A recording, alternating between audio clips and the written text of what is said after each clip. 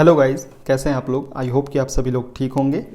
Guys, जैसा कि मैंने अपने पोस्ट में लिख के आप लोगों को बता दिया था कि आज से यानी कि पहली जो वीडियो है हमारी वो आईआईटी जैम फिज़िक्स एनालिसिस के ऊपर होगा और 3 वीडियोस हम ऐसे ही बनाएंगे जिसमें कि 2018, 2019 और 2020 के पेपर्स का हम डिटेल्ड एनालिसिस बताएंगे आपको कि किस सब्जेक्ट से, किस टॉपिक से और किस सब टॉपिक से वो क्वेश्चन आया था पेपर में, उसका लेवल क्या था। जैसा कि आप देख सकते हैं मैंने यहाँ लिखा है यूनिट नेम यानी बेसिकली सब्जेक्ट नेम, फिर टॉपिक का नाम लिखा है मैंने, फिर सब टॉपिक का नाम लिखा है, level of difficulty, type of question, number of question कितने थे उस टॉपिक से, सेक्शन किस सेक्शन में वो क्वेश्चन था, टोटल मार्क्स कितने टोटल मार्क्स का क्वेश्चन था और क्वेश्चन नंबर क्या था। तो ये सारी इतना डिटेल में जब आपको पता चल जाएगा तो आप इजीली आप ऑब्जर्व कर पाएंगे कि किस टॉपिक से कितने क्वेश्चंस और कितने मार्क्स का आया था।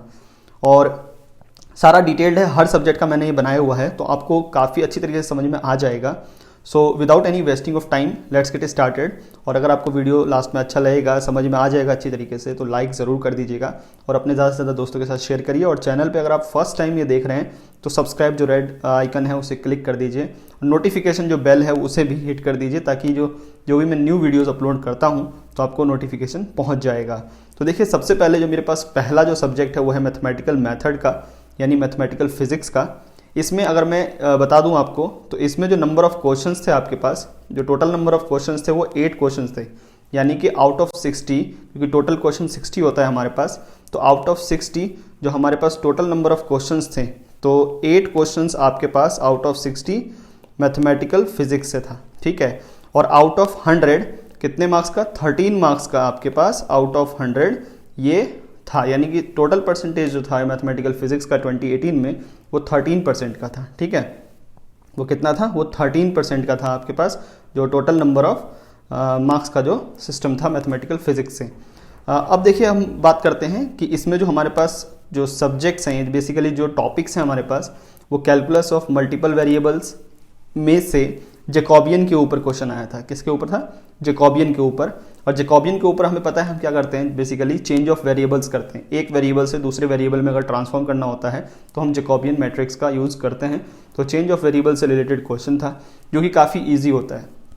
अगर आपने जैकोबियन पढ़ लिया है तो आपको समझ में आ ही गया होगा कि जैकोबियन से रिलेटेड जो क्वेश्चन होते हैं चेंज ऑफ वेरिएबल के, वो ईजी होते हैं। ये एमसीक्यू वाले सेक्शन में था, एक ही क्वेश्चन आया था इससे, और सेक्शन ए में 2 मार्क्स का था। लेकिन तो देख सकते हैं आप, क्वेश्चन नंबर 27 है। तो चेंज ऑफ वेरिएबल जैकोबियन के ऊपर एक क्वेश्चन आया था। उसके बाद वेक्टर कैलकुलस का पोर्शन आ जाता है जिसमें कि वेक्टर ऑपरेटर्स और वेक्टर डिफरेंशियल। अगर आपने पढ़ा है वेक्टर ऑपरेटर्स में क्या होते हैं, हमारे पास लेप्लासियन आ जाता है, डेल ऑपरेटर जिसे हम कहते हैं, डेल स्क्वायर को हम लेप्लासियन बोलते हैं। तो वेक्टर ऑपरेटर्स के ऊपर एक क्वेश्चन था लेप्लासियन के ऊपर जो कि ईजी था। और वेक्टर डिफरेंशियल यूनिट वेक्टर निकालना था, unit vector of a tangent, या हम कह सकते हैं टेंजेंट वेक्टर निकालना था, उसका फिर यूनिट वेक्टर, वो भी इजी क्वेश्चन था। तो ये एक मार्क्स के क्वेश्चन थे, फर्स्ट और सेकंड क्वेश्चन ही ये क्वेश्चन था। फॉरियर सीरीज के ऊपर भी एक क्वेश्चन आया था, फॉरियर एक्सपेंशन, बहुत ही इजी होता है, जिसमें बेसिकली हमें उसमें एक्सपैंड नहीं करना था, हमें कोएफिशिएंट्स निकालने थे। तो कैलकुलेशन ऑफ कोएफिशिएंट के ऊपर वो क्वेश्चन था। अगर आपके पास पेपर है तो आप पेपर भी लेके बैठ सकते हैं, आपको ईजी समझ में आ जाएगा। पेपर जो ये लेवल था इस क्वेश्चन का वो ईजी टू मॉडरेट में मैंने रखा है। क्यों, क्योंकि जो क्वेश्चन में कोएफिशिएंट निकालना होता है ना, वो रेंज पर डिपेंड करता है, क्या रेंज दी हुई है। अगर स्टूडेंट को रेंज समझ में नहीं आती है तो वो जो जनरल फॉर्मूला होता है हमारे पास, जो जनरल फॉर्मूला होता है फॉरियर कोएफिशिएंट निकालने का, जैसे a0 निकालने का 1/2 पाई a to b f of x dx कर देगा। लेकिन जनरली यहाँ 0 से 2 पाई ही लिखा होता है। जैसे एच के दास की अगर हम बात करें तो उस बुक में 0 से 2 पाई ही लिखा होता है। तो आपको रेंज देखनी होती है, कहाँ से कहाँ तक का आपको फॉरियर कोएफिशिएंट निकालना है। तो अगर स्टूडेंट वो ध्यान नहीं रखता है तो वो गड़बड़ी करके आ जाएगा, इसलिए मैंने उसको ईजी टू मॉडरेट में रखा है। ये एमसीक्यू टाइप क्वेश्चन था, 1 नंबर का क्वेश्चन था, ये 1 नंबर का एक क्वेश्चन था, सेक्शन ए में था। और ये 1 नंबर का नहीं, ये नंबर ऑफ क्वेश्चन 1 थे 2 मार्क्स का। तो इसमें जो था नंबर ऑफ क्वेश्चन 1 था वो 2 मार्क्स का क्वेश्चन था, ठीक है। और क्वेश्चन नंबर जो था वो 23 था। अगला जो है डिफरेंशियल इक्वेशन से क्वेश्चन था, लीनियर डिफरेंशियल इक्वेशन के वो क्वेश्चन था जिसमें कि हमें ग्राफ बनाना था। यानी हम जो लीनियर डिफरेंशियल इक्वेशन सॉल्व करते हैं तो जो हमारे पास सोल्यूशन आता है उस सोल्यूशन का ग्राफ बनाने वाला क्वेश्चन था। तो इसलिए मैंने इसे ईजी में लिखा है, क्योंकि लीनियर डिफरेंशियल इक्वेशन आपने +2 में भी पढ़ा होता है, फिर आप BSc में भी उसको रिवाइज करते हैं। ये एक MCQ टाइप क्वेश्चन था। एक ही क्वेश्चन था। सेक्शन ए में 2 मार्क्स का एक क्वेश्चन था, 24 number of question. Matrices and determinant से मैट्रिक्स के ऊपर क्वेश्चन था, प्रॉपर्टीज़ ऑफ मैट्रिसेस के ऊपर था। इसे मैंने मॉडरेट लेवल पे रखा है क्योंकि ज़्यादातर स्टूडेंट सारी की सारी प्रॉपर्टीज़ नहीं रिवाइज कर पाते हैं। बहुत सारी प्रॉपर्टीज़ होती है मैट्रिक्स की, तो अगर आपने अभी तक मैट्रिक्स की प्रॉपर्टी नहीं करी है, सबके सारे प्रॉपर्टीज़ नहीं रिवाइज करें हैं, तो प्लीज़ उसको अच्छी तरीके से रिवाइज कर लीजिए, क्योंकि मैट्रिक्स के प्रॉपर्टीज़ के ऊपर देखा गया है हर ईयर हर साल एक नया क्वेश्चन होता ही होता है मैट्रिक्स की प्रॉपर्टी के ऊपर। ये लेकिन एक MSQ टाइप क्वेश्चन था, यानी कि एक से ज़्यादा आंसर इसमें सही होने थे। एक ही क्वेश्चन था मैट्रिसेस से रिलेटेड। सेक्शन बी में 2 मार्क्स का क्वेश्चन होता है, आपको पता है, 31st number of question. Quadratic equation से भी देखिए, ये काफ़ी अजीब सी बात है कि हालांकि क्वाड्रेटिक इक्वेशन आप लोग 10th में भी पढ़ते हैं, फिर मतलब पढ़ते ही आते हैं ज़्यादातर। आप फिजिक्स में कोई भी इक्वेशन आती है तो क्वाड्रेटिक इक्वेशन हो ही जाती है, तो सॉल्व करते ही रहते हैं। लेकिन डेडिकेटेड मैथमेटिकल फिजिक्स में ऐसा कहीं नहीं लिखा हुआ है कि क्वाड्रेटिक इक्वेशन भी आएगी। सिस्टम ऑफ इक्वेशंस लिखे रहते हैं। तो प्रॉपर्टीज़ ऑफ क्वाड्रेटिक इक्वेशन, जो कि बहुत बेसिक प्रॉपर्टी होती है कि sum and product of an equation, तो उसके ऊपर वो क्वेश्चन था कि सम ऑफ क्या होता है, सम ऑफ जो आपके पास -b/a होता है, सम ऑफ प्रोडक्ट, और प्रोडक्ट ऑफ जो है आपका जो इस सोल्यूशन होता है वो आपका c/a होता है। तो उसके ऊपर क्वेश्चन था, इसलिए मैंने इसे इजी में रखा है। MSQ टाइप क्वेश्चन था ये भी, तो ये 2 मार्क्स का। टेलर सीरीज के ऊपर भी एक क्वेश्चन था, जो टेलर एक्सपेंशन के ऊपर, इसमें भी कोएफिशिएंट कैलकुलेशन ही करनी थी हमें बेसिकली। जैसे पूछ लेता है ना कि x³ का कितना कोएफिशिएंट होगा या x⁵ का कितना कोएफिशिएंट होगा, तो इस टाइप का क्वेश्चन आया था टेलर सीरीज से रिलेटेड। मॉडरेट टू टफ में रखा है क्योंकि जिसको हमें एक्सपैंड करना था वो ट्रिगो का था, मेरे ख्याल से sin x था, तो बेसिकली थोड़ा सा कॉम्प्लेक्स हो जाता है, टाइम कंज्यूमिंग वो हो जाएगा, इसलिए मैंने इसे मॉडरेट टू टफ में रखा है। ये न्यूमेरिकल आंसर टाइप क्वेश्चन था क्योंकि हमें कोएफिशिएंट निकालना है। सेक्शन सी में 1 मार्क्स का क्वेश्चन था, तो 41। तो टोटल मिला के ये हमारे पास 13 मार्क्स का क्वेश्चन आया था मैथमेटिकल फिजिक्स से 2018 में IIT JAM का, ठीक है। उसके बाद हमारे पास जो सब्जेक्ट है वो है इलेक्ट्रिसिटी एंड मैग्नेटिज्म। आप देख सकते हैं, तो इलेक्ट्रिसिटी एंड मैग्नेटिज्म में टोटल नंबर ऑफ क्वेश्चन जो थे वो 10 थे, यानी कि out of 60 total number of questions are 10 और 17 मार्क्स का था। आप बस ये भी थोड़ा कैचअप करते रहिए कितने मार्क्स का क्या आया था। 13 मार्क्स का आपका मैथमेटिकल फिजिक्स, 17 मार्क्स का इलेक्ट्रिसिटी एंड मैग्नेटिज्म। इसमें ज़्यादातर अगर हम देखें तो इलेक्ट्रोस्टैटिक्स में से गॉस लॉ के ऊपर 2 क्वेश्चन आए थे। अगर आप देखेंगे तो 2 क्वेश्चन आए थे, एक electric field due to planar charge sheet के ऊपर और electric field due to spherical symmetry के ऊपर। तो यहाँ दोनों के दोनों ईजी टू मॉडरेट में मैंने रखे हैं क्योंकि ज़्यादा टफ नहीं था, ईजी टू मॉडरेट में आ गए हैं। दोनों MCQ टाइप थे, लेकिन एक 1 मार्क्स का था और एक 2 मार्क्स का था। तो यहाँ पर गॉस लॉ पे आपको ज़्यादा फोकस रखना है। मैथमेटिकल फिजिक्स का अगर मैं समरी बता दूं तो आपको ध्यान रहे मैं आपको क्या बोल रहा हूँ। वेक्टर कैलकुलस आपको नहीं छोड़ना है, हर साल देखा गया कि वेक्टर कैलकुलस के ऊपर क्वेश्चन आता ही आता है। फॉरियर सीरीज को भी नहीं छोड़ना है, और डिफरेंशियल इक्वेशन इन बेसिकली आपने जितना भी जो भी चीज़ पढ़ा है उसको अच्छे से करके जाना है। ये नहीं कि अगर आप कोई चीज़ छोड़ के जा रहे हैं और जो आपने किया है उसको भी आप अच्छी तरीके से रिवाइज करके नहीं जा रहे हैं पेपर करने के लिए, तो फिर बहुत प्रॉब्लम क्रिएट हो सकती है। तो इसलिए जो भी आपने किया है, कुछ चीज़ आपने छोड़ा है तो उसे आप करने की ज़रूरत नहीं है, लेकिन आपने जो भी किया उसको 100% करके जाइए, ठीक है। तो इलेक्ट्रिसिटी में मैग्नेटोस्टैटिक्स से बायोट सावर्ट लॉ के ऊपर क्वेश्चन था, magnetic field due to wire, आसान क्वेश्चन था लेकिन मॉडरेट में मैंने रखा है क्योंकि वो थोड़ा टाइम कंज्यूमिंग था। MCQ में था वो, MCQ में सेक्शन ए में। इलेक्ट्रोमैग्नेटिक इंडक्शन से फैराडेज लॉ के ऊपर क्वेश्चन था। फैराडेज लॉ के ऊपर EMF निकालने का due two rectangular loop easy है, लेकिन ये भी अगेन थोड़ा ग्राफिकल क्वेश्चन था तो थोड़ा टाइम कंज्यूमिंग है। MCQ में 2 मार्क्स का था ये। मैक्सवेल इक्वेशन से क्वेश्चन थे 2, एक डिस्प्लेसमेंट करंट से रिलेटेड और एक वेरिफिकेशन ऑफ मैक्सवेल्स इक्वेशन, जो कि एक वेरिंग मैग्नेटिक फील्ड यानी डिस्प्लेसमेंट करंट हमें निकालना था जिसमें मैग्नेटिक फील्ड वेरी कर रही थी, और वेरिफिकेशन ऑफ मैक्सवेल इक्वेशन में हमें कर्ल ऑफ इलेक्ट्रिक फील्ड को चेक करना था। तो मॉडरेट टू टफ और टफ में रखा है मैंने। क्यों रखा है डिस्प्लेसमेंट करंट वाले को? क्योंकि जनरली बहुत कुछ ऐसे टॉपिक्स होते हैं जो स्टूडेंट लीव कर देते हैं, उसे इग्नोर कर देते हैं कि नहीं इसके ऊपर क्वेश्चन नहीं आएगा, लेकिन सडनली वो क्वेश्चन आ जाता है तो वो स्टूडेंट्स को टफ ही लगता है। तो ये जो मैंने एनालिसिस किया वो स्टूडेंट से पूछने के बाद ही की है। MCQ में था ये डिस्प्लेसमेंट करंट वाला, और मैक्सवेल वाला जो है आपका MSQ में था, कुछ इक्वेशंस को हमें वेरीफाई करना था। इलेक्ट्रोमैग्नेटिक वेव्स से आपके पास देखिए इसमें ज़्यादा क्वेश्चंस थे। पॉइंटिंग वेक्टर का भी क्वेश्चन था, charge in electromagnetic field, mathematical equation of EM wave. तो पॉइंटिंग वेक्टर में आपको पता है डायरेक्शन बतानी थी हमें एनर्जी फ्लक्स की बेसिकली, और चार्ज के लिए हमें वेलोसिटी ऑफ चार्ज पार्टिकल बताना था, और मैथमेटिकल इक्वेशन के लिए हमें relation between wave vector and the electric field vector के बीच में था। तो ये तीनों ही क्वेश्चन, एक MCQ में, एक MSQ में और एक नेट में था। इन तीनों का अगर हम मिला के देखें तो आपके पास 5 मार्क्स का एक था। तो टोटल आप देख सकते हैं इलेक्ट्रोमैग्नेटिक वेव के क्वेश्चंस ज़्यादा आ रहे हैं, और मैंने 2019 का भी ऑलरेडी कर रखा है एनालिसिस, तो मैं आपको अभी श्योरिटी बता सकता हूँ कि इलेक्ट्रोमैग्नेटिक वेव का पोर्शन तो आपको नहीं छोड़ना है, चाहे आप रिफ्लेक्शन, ट्रांसमिटेंस, या ये आपका displacement current, charge in electromagnetic field, ये सारे चीज़ों के ऊपर मैंने वीडियो बनाई हुई है। आप IIT जैम फिजिक्स 2021 लेक्चर्स का जो प्लेलिस्ट है वो देख सकते हैं, उसमें मैंने ये सारी चीज़ों को कवर किया हुआ है विद इजी एक्सप्लेनेशन, जो कि सारा चीज़ आपका कवर हो जाएगा। फिर एक सर्किट एनालिसिस का भी क्वेश्चन था, RC सर्किट का, जिसमें RC सर्किट डायोड के साथ था। तो मैं थोड़ा कंफ्यूज भी हो गया था कि इसको मैं इलेक्ट्रॉनिक्स वाले में रखूं या इसमें इलेक्ट्रिसिटी एंड मैग्नेटिज्म में रख दूं, लेकिन अल्टीमेटली मुझे ये क्वेश्चन RC सर्किट का दिखता है, तो इसलिए मैंने इसे इलेक्ट्रिसिटी एंड मैग्नेटिज्म में रख दिया। मॉडरेट टू टफ था, क्योंकि RC सर्किट में अगर डायोड ऐड हो जाए तो थोड़ा टफ बन ही जाएगा।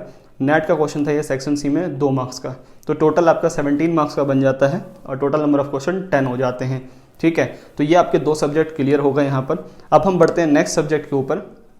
तो यहाँ पर अगर मैं आपको बता दूँ तो यहाँ एक चीज़ आपको ध्यान रखना है कि 13% of the paper were mathematical physics, 17% of the paper were EM। ठीक है, तो यहाँ पर आपको थोड़ा सा क्लियर हो गया होगा कि इन दोनों में कौन सा ज़्यादा इंपॉर्टेंट था 2018 में, और देखा जा रहा है कि 2018 का जो पेपर का लेवल था वही 2020 का भी लेवल था, मतलब उतना ही मॉडरेट लेवल का ही पेपर था। कट ऑफ में भी ज़्यादा डिफरेंस नहीं पाया गया है। 2018 में 19 पॉइंट कुछ समथिंग का मार्क्स का कट ऑफ था जनरल के लिए, और इस बार भी 22 के आसपास का कट ऑफ गया था। ठीक है, तो नेक्स्ट सब्जेक्ट के ऊपर हम बढ़ते हैं। नेक्स्ट सब्जेक्ट है हमारे पास thermal and statistical physics. Thermal and statistical physics के हमारे पास 8 नंबर ऑफ क्वेश्चंस थे आउट ऑफ 60, और टोटल मार्क्स 13 का था। इसमें काइनेटिक थ्योरी ऑफ गैस का जो क्वेश्चन था वो मीन फ्री पाथ के ऊपर था। Mean free path relationship with volume, यानी जो लैम्डा का, जो आप लैम्डा पढ़ते हैं तो लैम्डा का वॉल्यूम के बीच में भी रिलेशन होता है, अगर आपने पढ़ा होगा तो वो जो रिलेशन है उसके ऊपर क्वेश्चन था। और इजी टू मॉडरेट में रखूँगा इसको, क्योंकि रिलेशन बहुत सारे स्टूडेंट छोड़ देते हैं। इजी में ही आप मान सकते, कुछ स्टूडेंट के लिए इजी के लेवल में ही होगा, बट कुछ स्टूडेंट के लिए मॉडरेट तक पहुंच जाएगा, तो इसलिए मैंने इजी टू मॉडरेट में डाल रखा है। MCQ टाइप क्वेश्चन था, एक ही क्वेश्चन था सेक्शन ए में 1 मार्क्स का।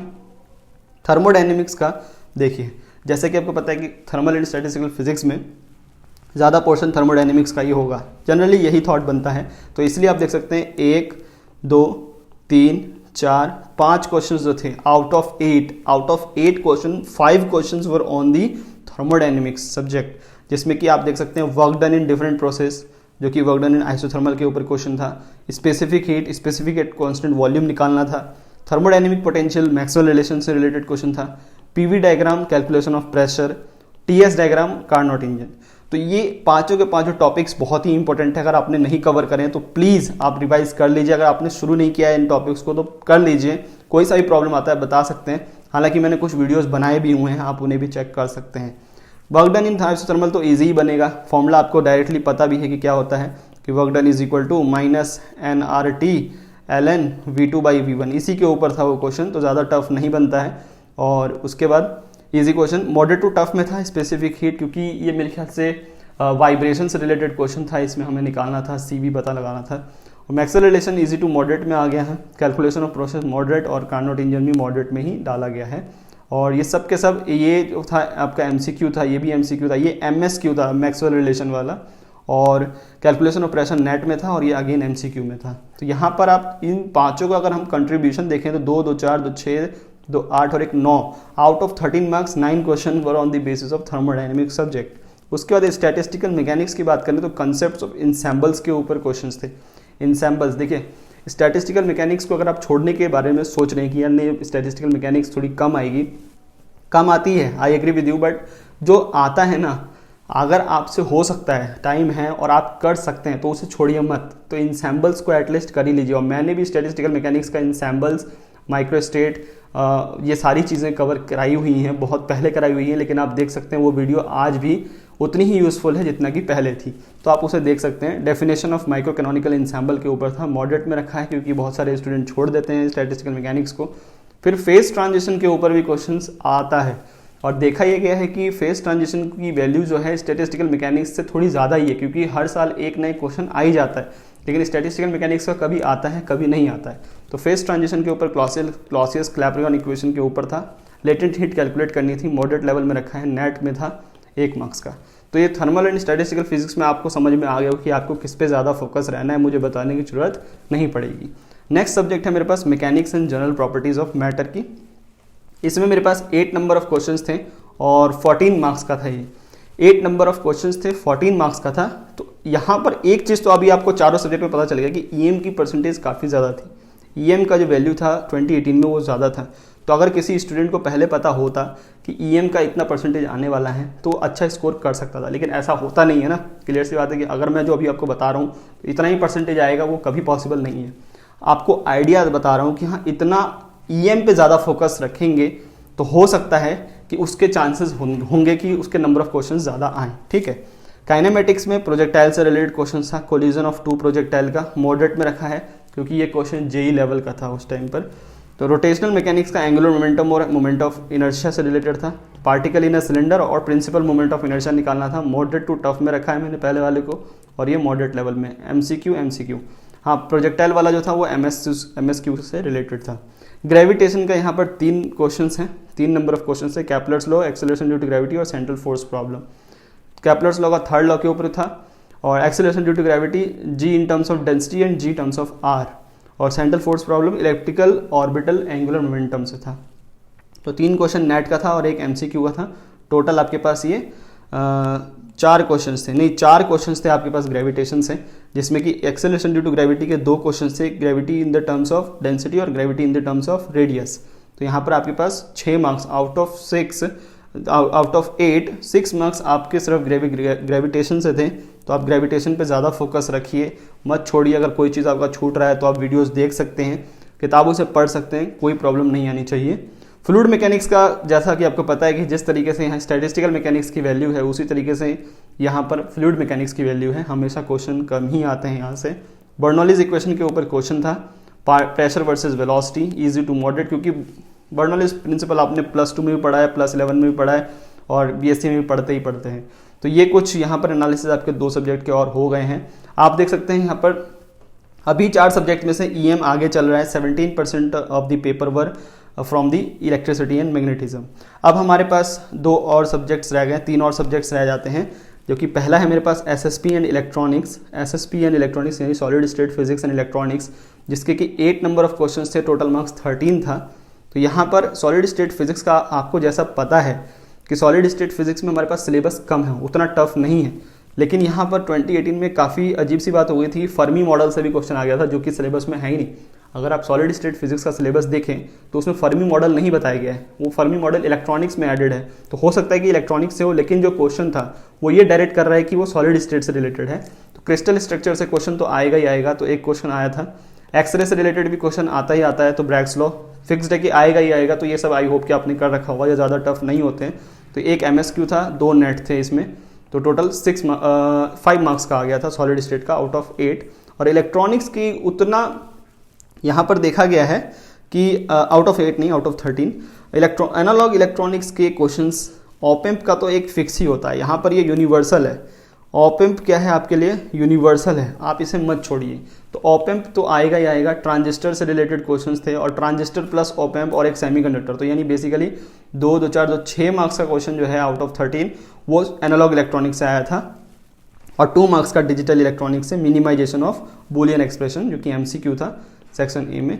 देखिए कभी कभी ऐसा होता है कि इलेक्ट्रॉनिक्स बहुत सारे स्टूडेंट की वीक होती है और वो छोड़ने की सोच रहे होते हैं। आप छोड़ सकते हैं, ऐसी बात नहीं है, लेकिन फिर आप अपना टारगेट जो है वो पूरा नहीं कर पाएंगे, क्योंकि इलेक्ट्रॉनिक्स में जो एनालॉग इलेक्ट्रॉनिक्स है ना, उसके परसेंटेज ज़्यादा होता ही होता है। तो अगर आप जितना कर सकते हैं, चाहे वो सेमीकंडक्टर से रिलेटेड क्यों ना हो या पीएन जंक्शन से रिलेटेड क्यों ना हो, जितना आप कर सकते हैं उतना तो आप करेंगे ही, उसको मत छोड़िए, ठीक है। और ये डिजिटल इलेक्ट्रॉनिक्स तो आई होप कि आपको समझ में आ जाता होगा, क्योंकि उतना टफ नहीं होता। इनफैक्ट मेरी भी इलेक्ट्रॉनिक्स वीक थी उस टाइम पर, लेकिन मैंने डिजिटल इलेक्ट्रॉनिक्स को 100% किया था, इसलिए मैं 2 मार्क्स और गेन कर पाया था। तो यहाँ पर मॉडर्न फिजिक्स की बात करें तो मॉडर्न फिजिक्स में आपको पता है जैसे कि हमारे पास 4 सब्जेक्ट्स होते हैं, atomic physics, nuclear physics, quantum mechanics और स्पेशल रिलेटिविटी। तो इन चारों से ही क्वेश्चन काफ़ी मात्रा में आए थे, काफ़ी अमाउंट में आए थे। 8 नंबर ऑफ क्वेश्चन था टोटल, और 14 मार्क्स का था। तो यहाँ पर एटॉमिक फिजिक्स का एक ही क्वेश्चन था यहाँ पर, जो कि ईजी माना जाएगा, काइनेटिक एनर्जी और पोटेंशियल एनर्जी का, तो ये ईजी के लेवल में ही जाएगा। और न्यूक्लियर फिजिक्स से भी सिर्फ एक क्वेश्चन था, प्रॉपर्टीज ऑफ न्यूक्लियर, मोमेंटम बताना था उसमें, जो कि लैम्डा का जो रिलेशन होता है de Broglie easy to moderate में रखा है। और क्वांटम मैकेनिक्स के आपके पास 3 क्वेश्चंस थे, 1 2 3 क्वेश्चन थे, जो कि एक ग्रुप वेलोसिटी से रिलेटेड था, एक इनफाइनाइट पोटेंशियल वेल से रिलेटेड था और एक 3D हार्मोनिक ऑसिलेटर से रिलेटेड था। टफ कुछ नहीं था, लेकिन generally 3D harmonic oscillator student छूता तक नहीं है, उसे समझ में भी नहीं आ रहा होता है, तो इसलिए मैंने इसे मॉडरेट में रखा है। इनफाइनाइट पोटेंशियल वाला जो क्वेश्चन है उसे मैंने मॉडरेट टू टफ में रखा है, क्योंकि जब आप वो क्वेश्चन देखेंगे तो आपको समझ में आएगा कि क्वेश्चन क्या कह रहा था। ये 2 MCQ में और 1 नेट में था। टोटल मार्क्स 5 मार्क्स का था आउट ऑफ 14। और स्पेशल रिलेटिविटी के आपके पास फिर 3 क्वेश्चन थे, लेंथ कॉन्ट्रैक्शन से रिलेटेड था, angular momentum in different frames, और ये तीनों ही क्वेश्चन मॉडरेट टू टफ में जाएंगे, क्योंकि जब आप क्वेश्चन देखेंगे तो उसमें काफ़ी थोड़ा सा लग रहा है कि लेंथी होगा, लेकिन था नहीं उतना लेंथी। क्वेश्चन लेंथी है, क्वेश्चन को पढ़ने में शायद आपको टाइम लग सकता है, क्वेश्चन उतने ज़्यादा टफ नहीं थे, लेकिन फ्रॉम दी मतलब टाइम प्रोस्पेक्ट्स की अगर हम बात करें तो यहाँ पर मॉडरेट टू टफ में जाएगा ये तीनों क्वेश्चन। नेट के थे तीनों के तीनों, और ये 6 मार्क्स का कंट्रीब्यूशन इन्होंने दिया था। क्या आप टारगेट कर रहे हैं टॉप IITs को, यानी कि IIT Delhi, IIT Kanpur, IIT Guwahati, IIT Bombay, IIT Madras? अगर आप इन IITs को टारगेट कर रहे हैं तो आपको चाहिए टॉप मार्क्स, टॉप रैंक्स, जिससे कि आपका इन IITs में सिलेक्शन हो पाए। अनअकैडमी स्टार्ट कर रहा है न्यू सीरीज़ आप सभी के लिए, जिससे कि आप 70+ स्कोर कर सकते हैं अपने IIT जैम फिजिक्स में। तो don't forget to join this series and also don't forget to download the Unacademy learning app.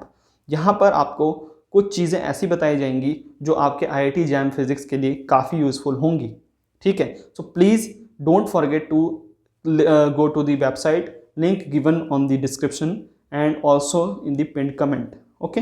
So don't forget to download the Unacademy learning app. ये एंड में क्वेश्चंस थे तीनों के तीनों 51 to 60 के बीच में। Last subject waves oscillation and optics, लेकिन but not the least, क्योंकि इसका कंट्रीब्यूशन भी काफ़ी ज़्यादा था, 14 मार्क्स का कंट्रीब्यूशन था और 9 नंबर ऑफ क्वेश्चंस थे।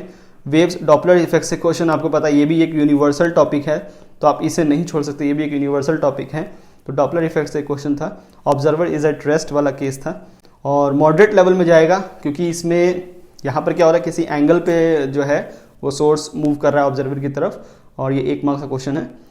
ऑप्टिक्स, ज्योमेट्रिक ऑप्टिक्स से आपके पास 2 क्वेश्चंस थे, ज्योमेट्रिक ऑप्टिक्स से 2, और वेव ऑप्टिक्स से आपके पास 1 2 3 4 5 क्वेश्चंस थे, यानी टोटल ऑप्टिक्स से 7 क्वेश्चंस थे, यानी out of 9 7 questions from the optics portion. तो देख सकते हैं आपके कितना ज़्यादा इंपॉर्टेंट यहाँ था ऑप्टिक्स 2018 में। तो उसके बाद अगर हम देखें तो यहाँ पर जनरली ऑप्टिक्स से ही क्वेश्चन है आपको मिलेंगे, velocity of object and image, lens formula, malleus law, wave plate, interference, diffraction, grating और डिफ्रैक्शन। जनरली पूरा वेव ऑप्टिक्स से ही कुछ ना कुछ आया था, कुछ नहीं छूटा था उस टाइम पर। और MSQ नेट के भी 2 क्वेश्चन थे, MSQ के 2 क्वेश्चन थे, और MCQ के 3 क्वेश्चन थे। और मार्क्स की अगर हम बात करें 2 to 4 7 9 11 एंड 3 14 आउट, सॉरी 14 नहीं, 2 to 4 to 6 to 8 to 10 to 12 out of 14 12 marks जो था वो सिर्फ ऑप्टिक्स से था। काफ़ी अजीब सी बात है, हो सकता है कि किसी को टफ लगा होगा इसलिए मार्क्स नहीं आए होंगे। और ऑसिलेशन से सिर्फ 1 क्वेश्चन था, वो भी स्टेबल और अनस्टेबल इक्विलिब्रियम टाइम पीरियड निकालना था। इजी क्वेश्चन में जाएगा, क्योंकि आपको पता है स्टेप्स बड़े आसान होते हैं अगर पोटेंशियल दिया हो, टाइम पीरियड निकालना हो, मैंने भी बताया हुआ है।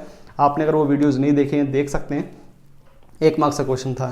तो ये कंप्लीट एनालिसिस मैंने आपको बताई है, आप सारे सब्जेक्ट्स की मैंने बताई है। और अगर आपको ये PDF चाहिए, हालांकि मैं दूंगा ही दूंगा, मैं इस PDF की जो लिंक है पूरा कंप्लीट एनालिसिस का, कि जो सारी चीज़ें आप खुद भी देख सकते हैं, हालांकि मैंने समझा दिया है, लेकिन ये PDF आपके पास रहेगी तो बहुत ही इंपॉर्टेंट होगा, बहुत ही यूज़फुल होगा आप सभी के लिए। तो मैं इस PDF को ड्राइव की लिंक बनाकर आपको कमेंट पिन कर दूंगा, कमेंट को पिन कर दूंगा, वहाँ से डाउनलोड कर सकते हैं, नहीं तो डिस्क्रिप्शन में भी डाल दूंगा, आप इसको डाउनलोड करके बार बार देख सकते हैं अगर आप उसको देखना चाहते हैं तो, ठीक है। अगर इसके अलावा इस वीडियो से रिलेटेड कोई डाउट है तो आप पूछ सकते हैं, मैंने कंप्लीट एनालिसिस आपको बता दिया है।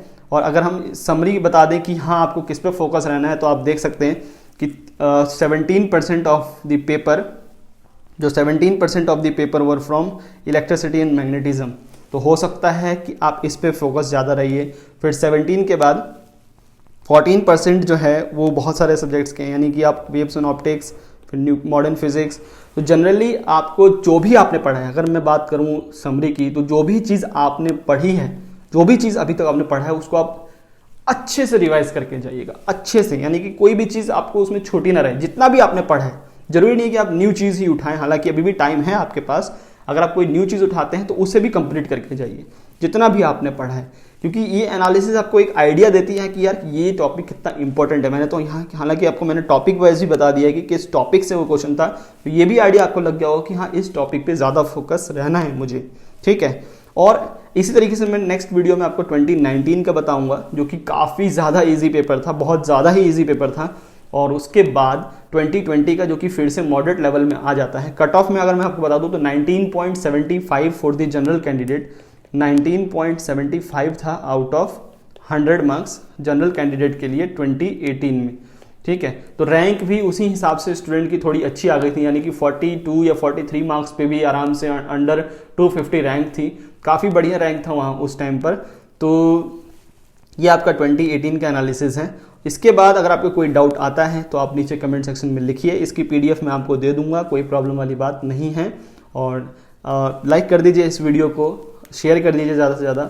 मिलते हैं नेक्स्ट वीडियो में, तब तक के लिए आप इसको भी देख सकते हैं एक बारी और पढ़ते रहिए, रिवाइज करते रहिए अगर आपका रिवीजन चल रहा है। बहुत सारे स्टूडेंट टेस्ट सीरीज़ के लिए पूछते हैं कि सर टेस्ट सीरीज़ ज्वाइन करना चाहिए। देखिए आपको जो भी इंस्टीट्यूट का टेस्ट सीरीज़ अच्छा लगता है तो आप ज्वाइन कर सकते हैं, यहाँ पर कोई बैरियर नहीं है, आप ज्वाइन कर सकते हैं, ठीक है। तो इस वीडियो में इतना ही, मिलते हैं नेक्स्ट वीडियो में, ख्याल रखिए, गुड बाय, टेक केयर।